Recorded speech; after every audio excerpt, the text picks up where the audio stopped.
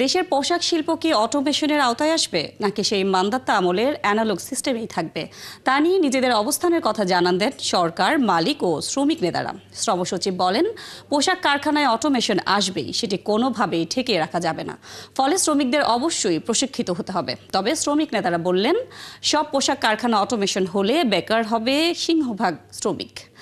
অনুপ অধিকারী তরুণ জানাচ্ছেন বিস্তারিত।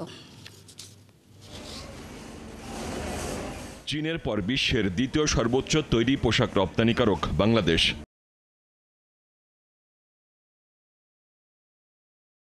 জিডিপিতে আরএমজির অবদান 10.35%। 2023-24 অর্থ বছরে দেশে মোট রপ্তানিতে 84.58% অবদান পোশাক শিল্পের। অন্যদিকে 229টি লিড সার্টিফাইড গ্রিন ফ্যাক্টরি সহ বিশ্বের শীর্ষ 100টি সর্বোচ্চ রেট প্রাপ্ত লিড সার্টিফাইড কারখানার মধ্যে 61টি বাংলাদেশে রয়েছে। বিশ্ব এখন ফোর্থ ইন্ডাস্ট্রিয়াল রেভলিউশন 4IR এর মতো প্রযুক্তিগত পরিবর্তনের দিকে যাচ্ছে, যার ছোঁয়া লাগতে শুরু করেছে দেশের আরএমজি সেক্টরেও। কিন্তু সেলাই আপারা প্রযুক্তিগত রূপান্তরের সাথে তাল মেলাতে না পেরে ইতোমধ্যে চাকরি থেকে ঝরে গেছেন 30%। এমন তথ্যই পাওয়া গেল রাজধানীর হোটেল আমারিতে আয়োজিত এই অনুষ্ঠানে। ফলে অটোমেশনের বিপক্ষে নিজেদের অবস্থান জানান শ্রমিক নেতারা।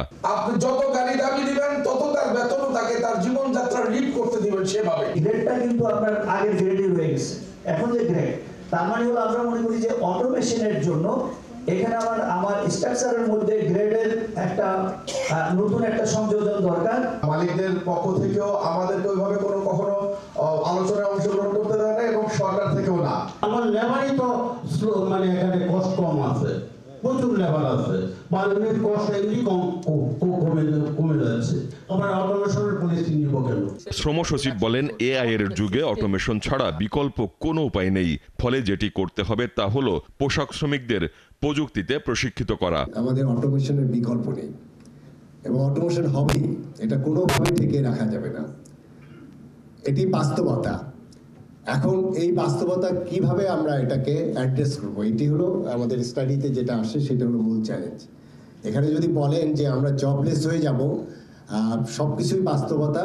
এখন এইটা থেকে আমরা কিভাবে উত্তরণ করব, সেই জন্য কি কি কাজ করতে হবে, সেইটাই এখন আমাদের আলোচনার বিষয় হওয়া উচিত। শিল্প এবং শ্রমিক কোনোটাকেই বাদ দেওয়া যাবে না। আবার যে অপ্রস্তুত সে চ্যালেঞ্জ মোকাবেলা না করতে পেরে ঝরে যাবেই, এমনটা বললেন পোশাক শিল্প মালিক ও বিশেষজ্ঞরা। ফিউচার অফ ওয়ার্কের এই চ্যালেঞ্জ সেই মোকাবেলা করতে পারবে যে প্রস্তুত। অনুপ অধিকারী তরুণ, 71, ঢাকা।